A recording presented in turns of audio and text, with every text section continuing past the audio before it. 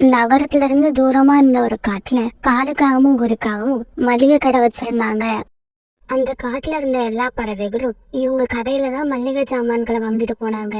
ஏன்னா இந்த கடையை விட்டா பறவைகள் மளிகை ஜாமான்கள் வாங்குறதுக்கு அந்த காட்டுல வேற கடையே கிடையாது. இதனால அந்த காகங்கள் 2 பேரும் அந்த காட்டுலயே பெரிய பணக்காரங்களா இருந்தாங்க. காலேஜி, இப்ப ரோனி குருவி என்னமோ வாங்கிட்டு போச்சே, அது என்னது? யாரு? ரோனி குருவியா? அது கடல்ல ஒரு முட்டை வாங்கிக்கிட்டு போச்சு. நோட்ல எழுதிட்டீங்களா? இல்ல, இனிமேதான் எழுதணும். எழுதுறப்ப 2 முட்டைன்னு எழுதுங்க. என்னது 2 முட்டையா? அது ஒரு முட்டை தானே வாங்கிக்கிட்டு போச்சு. இங்க பாருங்க காலேஜி, கடல்ல வாங்கிட்டு போற பறவைகளோட கணக்குல இப்படி எழுதுனாதான் நாம காசு பார்க்க முடியும். நீங்க நான் சொன்னதை மட்டும் செய்யுங்க. கோரிக்காக இப்படி சொன்னதும் காலுக்காக ரோனி குருவியோட அக்கௌண்ட்ல 2 முட்டைன்னு எழுதுச்சு. கோரிக்காக எப்பவுமே இப்படிதான் அவங்க கடையில கடை வச்சு பொருள் வாங்குற எல்லாருக்குமே இப்படிதான் போய் கணக்கு எழுதி நிறைய பணம் சம்பாரிச்சுக்கிட்டு இருந்தது. சோனா, வீட்டுல சமைக்கிறதுக்கு கூட அரிசி இல்ல.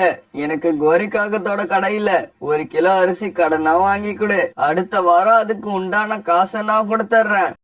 புறாண்ணா, என் கூட வாங்க.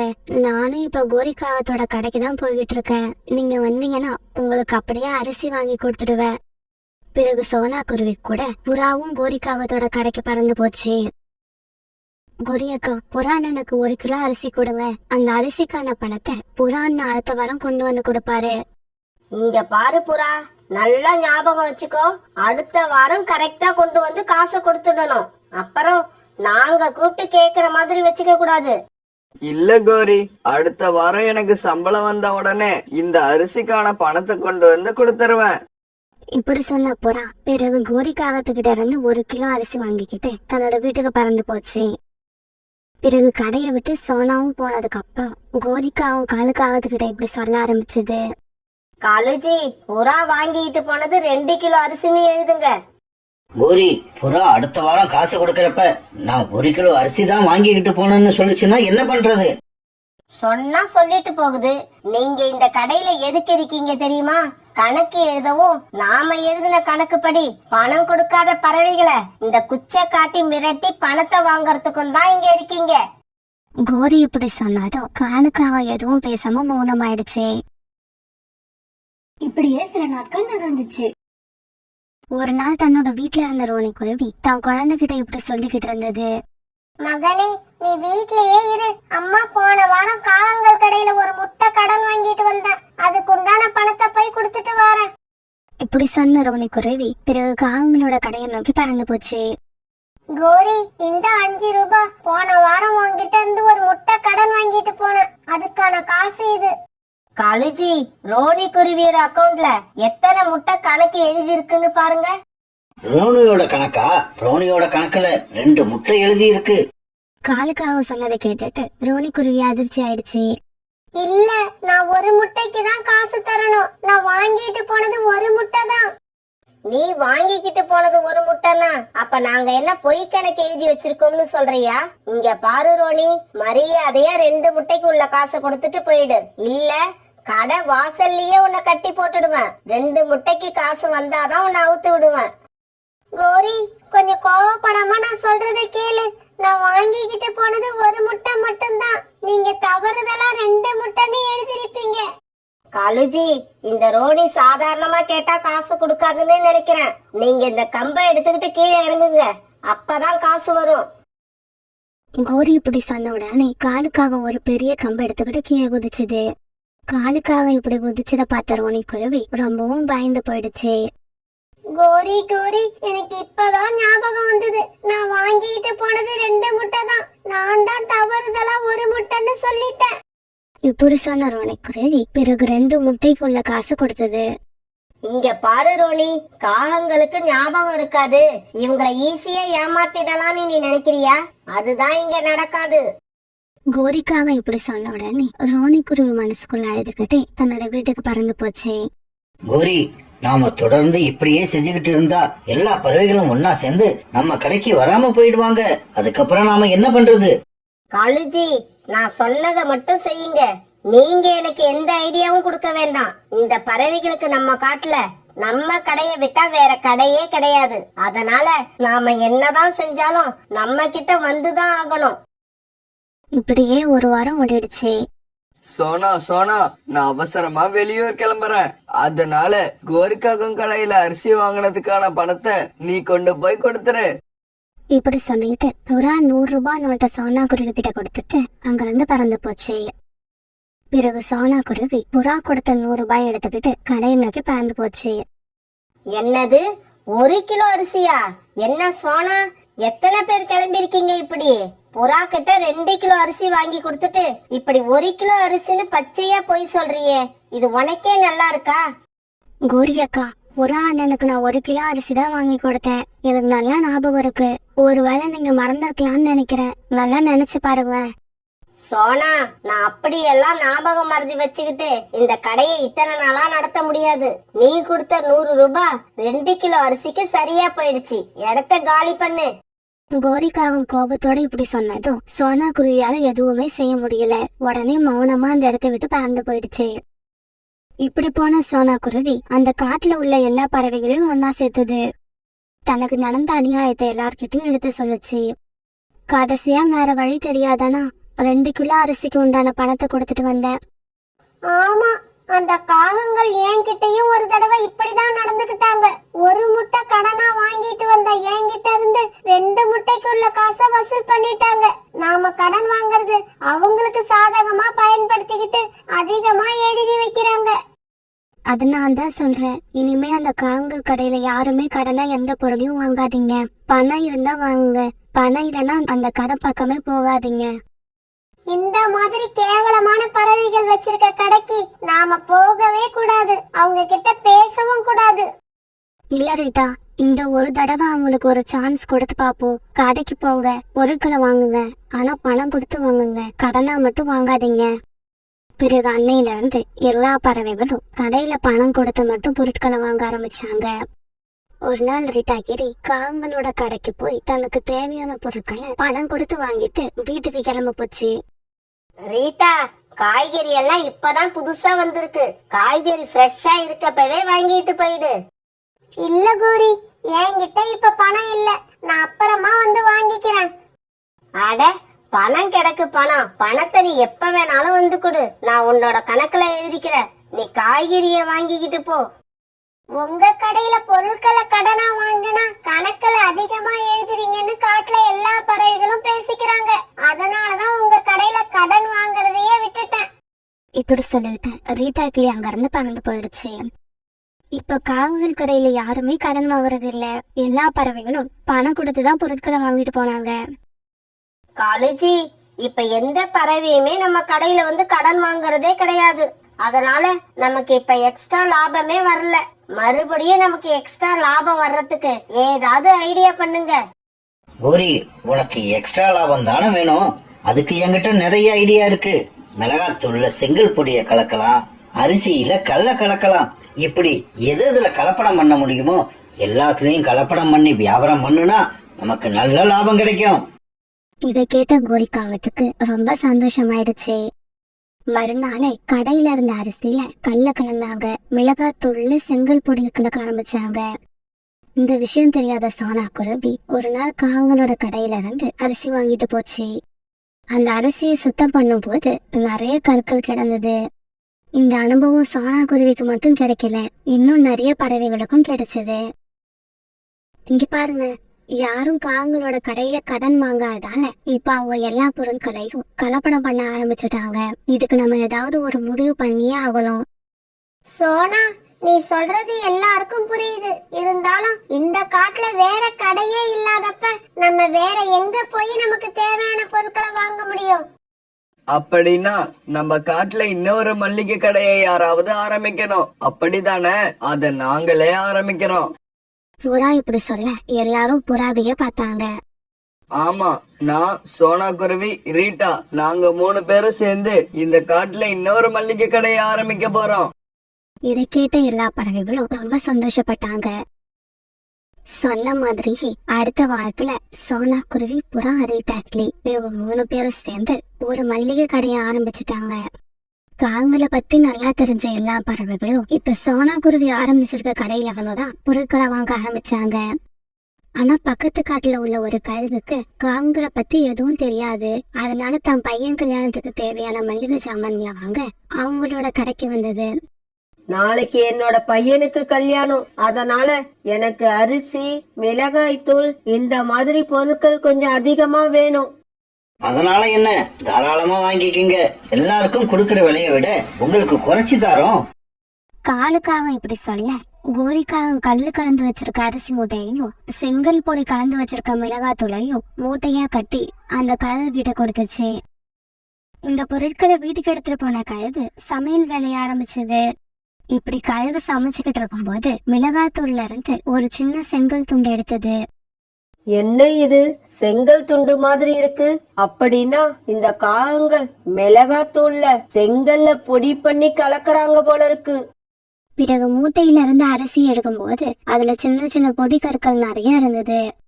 இதையெல்லாம் பார்த்த கழுகுக்கு பயங்கரமா கோபம் வந்தது. இந்த காகங்கள் எல்லா பொருளையும் கலப்படம் பண்ணி வியாபாரம் பண்றாங்க போல இருக்கு. அவங்கள சும்மா விடக்கூடாது. இப்படி நினைச்ச கழுகு காங்களோட கடைக்கு பறந்து போச்சு. ஏய் காகமே, கொஞ்சம் இப்படி வெளியில வா. மிளகாய் தூள்லயும் அரிசிலையும் நீங்க எதை கலந்து வியாபாரம் பண்றீங்க? கழுகக்கா, நாங்க எதையும் கலக்கறது இல்ல, எங்களுக்கு வரும்போதே அப்படிதான் வருது. அப்படியா? இப்ப நான் அடிக்கிற அடியில இதுக்கப்புறம் கடைக்கு பொருட்கள் வாங்கும் போது நல்ல பொருளா பார்த்து வாங்கணும். என்ன புரிஞ்சுதா? இப்படி சொன்ன கழுகு கோரிக்காக தாவி பின்னி எடுத்தது. காலேஜி, என்ன காப்பாத்துங்க. காலேஜி, எனக்கு ரொம்ப வலிக்குது, என்ன காப்பாத்துங்க. ஆனா காலுக்காகவும் கோரிக்கா அடி விழ ஆரம்பிச்சதுக்கு அப்புறமும் அந்த இடத்துல உட்கார்ந்து கழுகுக்கு முட்டால் தெரியாது. அது எப்பவும் அந்த இடத்த விட்டு பறந்து போயிடுச்சு. என்னது, உன்னை வந்து காப்பாத்தணுமா? கூப்பிடு கூப்பிடு, எல்லாரையும் கூப்பிடு. யார் வந்து உன்னை காப்பாத்துறாங்கன்னு பாக்குறேன். தன்னோட ஆத்திரம் தீர்ற வரைக்கும் இப்படி கோரிக்காக தாடி அடிமை அடிச்ச கழுகாக்கா கோபம் தீர்ந்த உடனே அடிக்கிறத நிறுத்திடுச்சு. இங்க பாரு, இதுக்கப்புறம் இந்த பக்கம் உங்களை பார்த்த உயிரோட விட மாட்டேன். இப்படி சொன்ன அந்த கழுகு அங்கிருந்து பறந்து போயிடுச்சு. கோரி, சீக்கிரம் கிளம்பு. இந்த இடத்தை இப்பவே காலி பண்ணி ஆகணும். நாம நியாயமா நடந்திருந்தா நமக்கு லாபமும் நியாயமா கிடைச்சிருக்கும். அநியாய லாபத்தை எதிர்பார்த்தா நாம எதிர்பார்க்காத சமயத்துல இப்படிதான் ஆபத்து வந்து சேரும். இப்படி பேசிக்கிட்ட காலுக்காகவும் கோரிக்காகவும் பிறகு அந்த காட்டை விட்டு தூரமா பறந்து போனாங்க. அந்த காட்டுல உள்ள பறவைகள் எல்லாம் அதுக்கப்புறம் சோனா குருவி கடையில நியாயமான விலையில நல்ல பொருட்களை வாங்கி சந்தோஷமா வாழ்ந்தாங்க. குருவியோட பையன் சக்கு, புறாவோட பையன் ராஜி, சோனா குருவியோட பையன் குக்கு, இவங்க 3 பேரும் ஒரு வாண்ட அருவிக்கரையில ஒன்னா விளையாண்டுகிட்டு இருந்தாங்க. அப்ப அவங்களோட ஃப்ரெண்ட் ஆராதனா அந்த இடத்துக்கு வந்தது. ஆராதனா, நீ இவ்வளவு நேரம் எங்க போயிருந்த? நாங்க ரொம்ப நேரமா இங்க வந்து பால் விளையாண்டுகிட்டு இருக்கோம். அப்படியா? இன்னைக்கு பிரேக்ஃபாஸ்ட் முடிக்க வீட்ல லேட் ஆயிடுச்சு, அதனாலதான் சீக்கிரம் வர முடியல. அப்புறம் ஃப்ரெண்ட்ஸ், நீங்க எல்லாம் எப்படி இருக்கீங்க? நாங்கெல்லாம் நல்லா இருக்கோம். ஆராதனா, உன்னோட ரெக்கைகள் ரொம்பவும் அழகா இருக்கு. இந்த மாதிரி ரெக்கைகள் கிடைச்சா நான் ரொம்ப சந்தோஷப்படுவேன். என்னோட ரெக்கைய பாரு, கருப்பா இருக்கு. எனக்கு இந்த ரெக்கை பிடிக்கவே இல்ல. ஃப்ரெண்ட்ஸ், கவலைப்படாதீங்க, உங்களோட ரெக்கைகளையும் கலர் கலரா மாத்திக்கலாம். இதை கேட்டுட்டு 3 பேரும் ரொம்ப சந்தோஷமாயிட்டாங்க. அப்படியா? எங்க ரெக்கைகளோட கலரை மாத்திக்கலாமா? அது எப்படி? அப்படியா? மாத்த முடியும்னா முதல்ல என்னோட ரெக்கைகளை தான் கலர் மாத்தணும். எனக்கு கூட தான்ப்பா கலர் மாத்தணும். இந்த காட்டுல வாழற ஒரு தேவதையை எனக்கு தெரியும். அவங்களால உங்க ரெக்கைகளோட கலரை கண்டிப்பா மாத்த முடியும். அப்புறம் ஏன்பா லேட் பண்ற? சீக்கிரமா அவங்கள கூப்பிடு. அவங்க வந்த உடனே முதல்ல என்னோட ரெக்கைக்கு தான் கலர் மாத்தணும். தேவதையே, ஓ தேவதையே, என்னோட நண்பர்கள் உங்களை பார்க்க ஆசைப்படுறாங்க. சீக்கிரம் இங்க வாங்க. ஆராதனா இப்படி கூப்பிட்ட உடனே ஒரு தேவதை அந்த இடத்துக்கு வந்துச்சு. ஆராதனா, எதுக்காக என்ன கூப்பிட்ட? தேவதையே, இங்க நிக்கிற 3 பேரும் என்னோட நண்பர்கள். அவங்களோட ரெக்கைகள் என்னுடைய ரெக்கைகள் மாதிரி கலர் கலரா மாத்திக்க விரும்புறாங்க. நீங்க உங்களோட சக்தியை பயன்படுத்தி அவங்க ரெக்கைகளோட கலரை தேவதை உடனே கண்ணு மூடி கொஞ்ச நேரம் யோசிச்சுது. ஆராதனா, இவங்களோட ரெக்கைகளோட வண்ணத்தை மாத்துறதுக்கு முன்னாடி நான் இவங்கள பத்தி கொஞ்சம் தெரிஞ்சுக்க விரும்புறேன். எதை தெரிஞ்சுக்க விரும்புறீங்க? எங்களோட பேரையா? என் பேரு ஜக்கு. என் பேரு குக்கு. ராஜிங்கிறது என்னோட பேரு. இல்ல, எனக்கு உங்களோட பேர் தேவையில்ல. நாளைக்கு காலையில நீங்க 3 பேரும் இந்த இடத்துக்கு வாங்க. அப்படி வர்றப்ப உங்க வீட்ல செஞ்ச ஏதாவது ஒரு உணவுப் பொருளை எடுத்துக்கிட்டு வாங்க. நீங்க எடுத்துக்கிட்டு வர உணவுப் பொருட்கள்ல யார் கொண்டு வரது சுவையாகவும் அதிக வாசமும் வீசுதோ அவங்களோட ரெக்கைகளை மட்டும்தான் நான் கலர் மாத்தி கொடுப்பேன். இப்படி சொன்ன அந்த தேவதை உடனே அங்கிருந்து மறைஞ்சு போயிடுச்சு. நான் இப்பவே போய் எங்க அம்மா கிட்ட சொல்லி இந்த தேவதை சொன்ன மாதிரி ஒரு உணவை தயார் பண்ண போறேன்.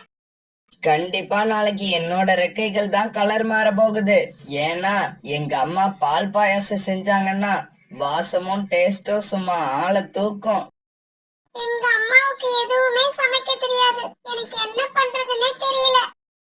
பிறகு நண்பர்கள் 3 பேரும் தங்களுடைய வீட்டை நோக்கி பறந்து போக ஆரம்பிச்சாங்க.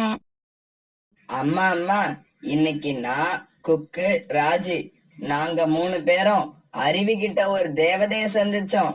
அந்த தேவதை நாளைக்கு யாரு மனமான சுவையான உணவு பொருளை கொண்டு வர்றீங்களோ அவங்களோட ரெக்கைகளை கலர் மாத்தி கொடுப்பேன்னு சொல்லிருக்காங்க.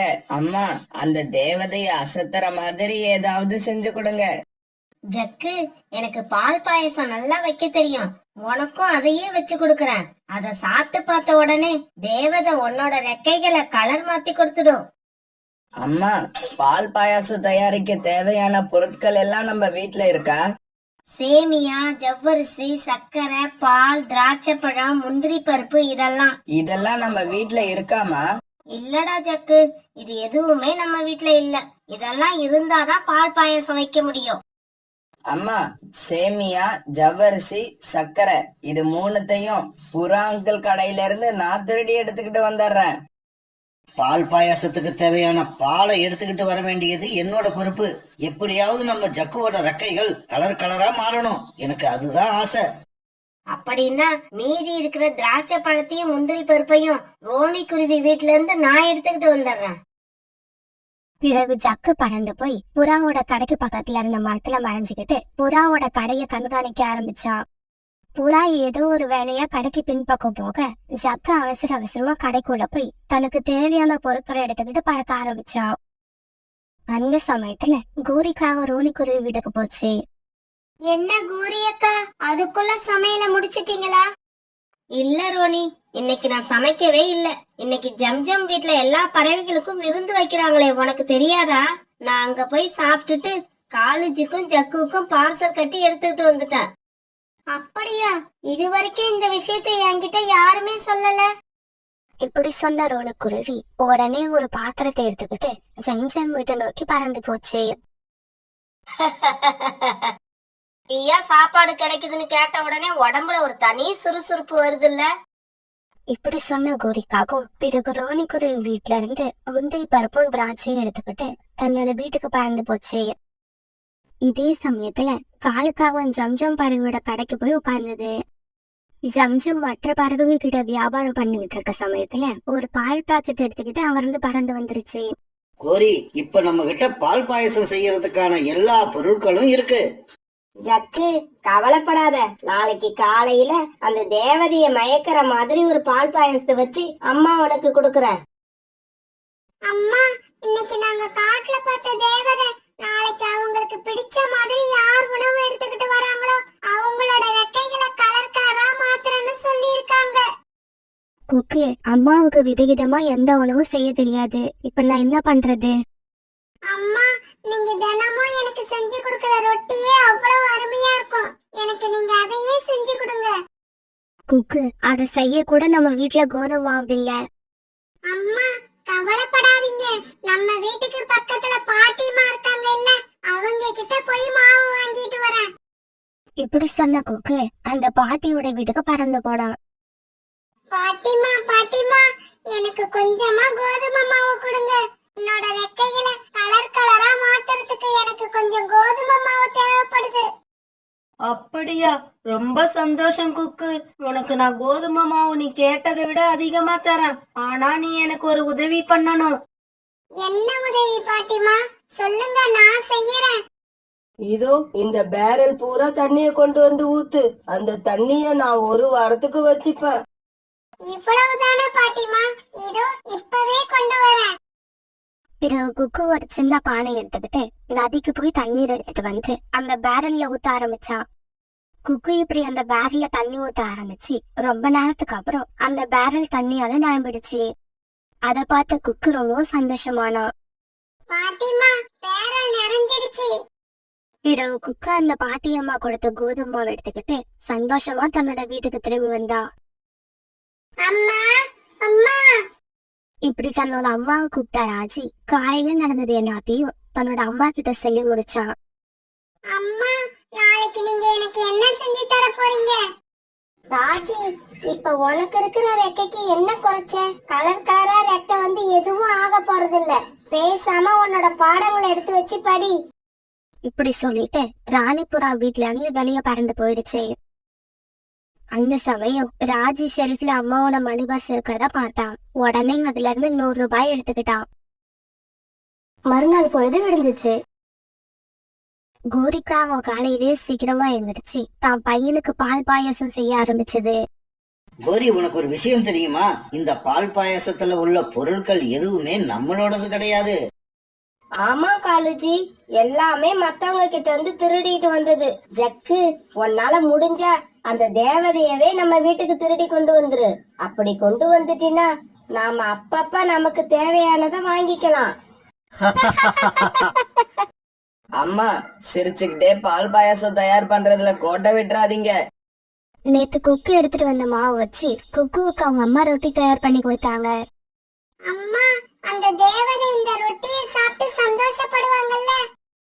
குக்கு, அந்த தேவதை சந்தோஷப்படுவோம் என்னன்னு எனக்கு தெரியல. ஆனா நம்மளால செய்ய முடிஞ்சது இதுதான். இத சந்தோஷமா எடுத்துட்டு போ. அம்மா இப்படி சொல்ல பிறகு குக்கு அந்த ரொட்டியை எடுத்துக்கிட்டு தேவதைய பார்க்க பறந்து போனான். அம்மா, பால் பாயாசத்தோட வாசம் சூப்பரா இருக்கு. இன்னைக்கு வீட்டுக்கு வர்றப்ப என் ரெக்கைகள் கண்டிப்பா கலர் மாறி இருக்கும். இப்படி சொல்லிட்டு ஜக்கு பால் பாயசத்தை எடுத்துக்கிட்டு தேவதைய பார்க்க போறான். ராஜி அம்மா கிட்ட இருந்து திருண்ட 100 ரூபாய்க்கு இனிப்பு வாங்கிட்டா. இப்படி நண்பர்கள் 3 பேரும் ஆளுக்கு ஒரு உணவு எடுத்துக்கிட்டு அருவிக்கரையில ஒன்னா சேர்ந்தாங்க. அந்த சமயத்துல அவங்களோட ஃப்ரெண்ட் ஆராதனா அங்க வந்தது. ஆராதனா, தேவதை எங்க? அவங்க எப்ப வருவாங்க? இப்ப அவங்க வர நேரம் தான், வந்துருவாங்க. ஆராதனா இப்படி சொல்றப்ப தேவதையும் அங்க வந்துட்டாங்க. தேவதையே, முதல்ல என்னோட பால் பாயாசத்தை சாப்பிட்டு பாருங்க. அப்படி சாப்பிட்டுட்டீங்கன்னா இவங்க 2 பேரும் கொண்டு வந்ததை சாப்பிடவே மாட்டீங்க. உன்னோட பால் பாயாசத்தை நான் சாப்பிட போறது இல்ல. இதுல வர்றது பாயாசத்தோட வாசம் இல்ல, திருட்டு வாசம். இப்படிப்பட்ட பொருட்களை நான் சாப்பிட மாட்டேன். தேவதையே, இந்த மிட்டாய், அது எனக்கு மிட்டாயாவே தெரியல. அது உங்க அம்மா கிட்ட இருந்து நீ திருடின 100 ரூபாய் நோட்டா தான் தெரியுது. ஜக்கையும் ராஜியும் அவங்க செஞ்ச தவறு நினைச்சு அழ ஆரம்பிச்சாங்க. தேவதையே, இந்த ரொட்டி உங்களுக்கு பிடிக்குமா என்னன்னு தெரியல. இத நீங்க சாப்பிட்டு பாப்பீங்களா? என்ன குக்கு இப்படி கேட்டுட்ட? உன்னோட ரொட்டியை சாப்பிடதான் நான் இப்ப இங்க வந்தேன். இப்படி சொன்ன தேவதை குக்குவோட ரொட்டியை எடுத்து சாப்பிட ஆரம்பிச்சது. என்ன ஆச்சரியம், அந்த சமயத்துல குக்குவோட ரெக்கைகள் 2ம் கலர்ஃபுல்லா மாறிடுச்சு. குக்குக்கு சந்தோஷம் தாங்கல. ஜக்கு, ராஜி, குக்குவோட ரொட்டியில நேர்மை, உழைப்புங்கிற ருசி இருந்தது, உண்மைங்கிற வாசம் இருந்தது. தங்களுடைய தவறு நினைச்சு அழுதுகிட்டு இருந்த ஜக்கும் ராஜியும் இப்படி பேசினாங்க. தேவதையே, கண்டிப்பா இந்த தப்ப நாங்க இன்னொரு தடவை செய்யவே மாட்டோம். ஆமா, இந்த நிமிஷத்துல இருந்து நாங்க புது பறவைகளா மாறிட்டோம். திருட்டு, பொய், பித்தலாட்டம் இதுக்கெல்லாம் இடமே கிடையாது. இவங்களோட பேச்சை கேட்டு ரொம்பவும் சந்தோஷப்பட்ட தேவதை பிறகு அவங்களோட ரெக்கைகளையும் கலர்ஃபுல்லா மாத்திடுச்சு. அதுக்கப்புறம் நண்பர்கள் 3 பேரும் சந்தோஷமா ஆட்டம் போட ஆரம்பிச்சாங்க.